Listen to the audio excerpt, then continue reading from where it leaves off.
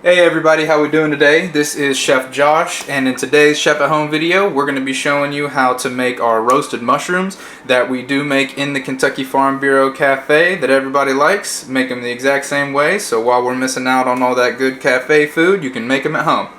So before we get started, a couple things you'll need to do is go ahead and preheat your oven to 425 if you have a conventional oven. If you have a convection oven, set that at 400. So we'll need salt, pepper, a little bit of granulated onion and garlic, just a little bit.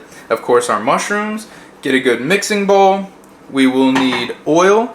I like to use safflower oil. It has a high smoke point and it's healthy. It has a lot of vitamin E.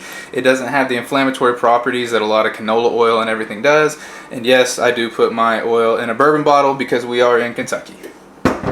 And then we will just need a sheet tray lined with a little bit of aluminum foil. You can spray it with Pam or something if you want, not necessary.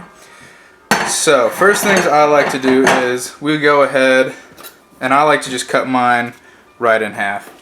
So we'll go ahead and give these a little cut.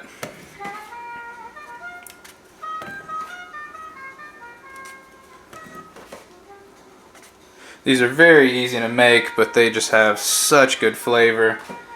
And the reason that we're cooking them at a high temp is mushrooms have a lot of water. So we want that high temperature to be able to evaporate that water quickly.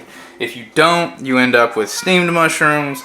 They look kind of gray in color, just not very appetizing, kind of spongy. So we want to get that good roast on them on the outside, a little bit of char, and they'll be a little bit nice and still juicy in the middle.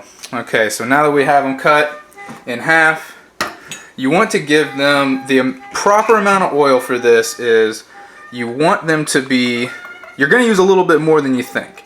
You want them to be a little bit shiny. You want to be able to see that oil that is on there. So we'll hit it with a little bit of the salt and pepper. Salt. Our pepper. This is our little bit of granulated onion and garlic mixture. You don't want to go too heavy with it, but just enough right there. So we'll give it all a good mix. Ooh, got a jumper. So we'll give them a good mix.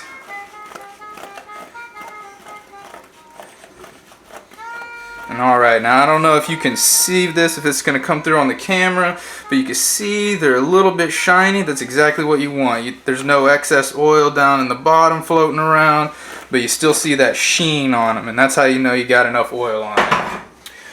So we will get our sheet tray, spread them out, and now another tip to this is you want to let them have some space in between them. Don't overcrowd the pan. If you do overcrowd the pan, that water is going to collect because that water is going to kick out. Like I said, they're very full of water. So it's going to kick that water out and it's not going to be able to have room to evaporate. So you want to spread them out to get that good evaporation on there. So now we're going to pop these in the oven and you want to set a timer for 10 minutes.